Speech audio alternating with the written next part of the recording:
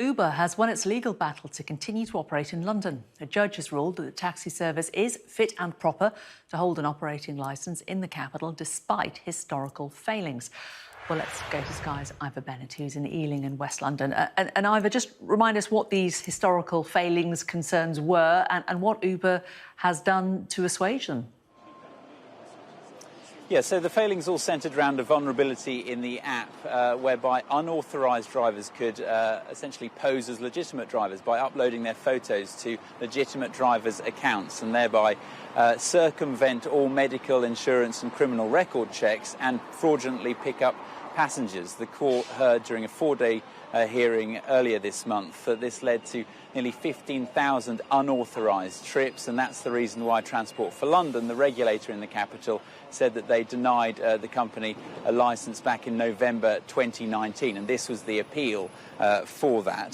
The judge, Uber for their part, did acknowledge that problem. They said but they argued successfully, as it turned out, that they have since fixed it by introducing new software such as facial recognition to identify drivers properly in order to make the passengers' experience much safer. And the judge said that despite historical failings, he found the company to be fit and proper, also saying that the company had made efforts to address failings and had improved standards. And obviously this is very welcome news indeed for Uber. London is their biggest market in Europe with 3.5 million users, and this is what their regional manager, general manager for Northern and Eastern Europe, Jamie Hayward, had to say.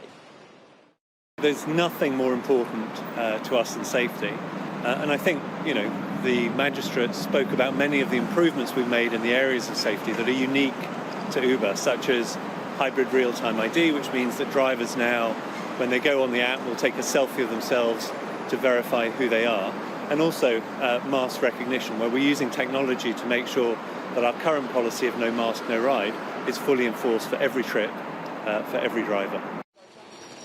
Not everyone is happy about this, though. The body that represents the cab drivers behind me, the Black Cabs, the London Taxi Drivers Association, called it a disaster. They obviously face stiff competition from the likes of Uber and other ride-hailing apps.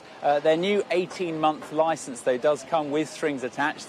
TfL retains a great deal of oversight, and that's something Sadiq Khan, London's mayor, addressed when he said, "I can assure Londoners that TfL will continue to closely monitor Uber and will not hesitate to take swift action should they fail to meet the strict standards required to protect passengers." So Uber can continue to operate, but it seems will be under closely monitored by the regulator. Thanks very much, Ivor.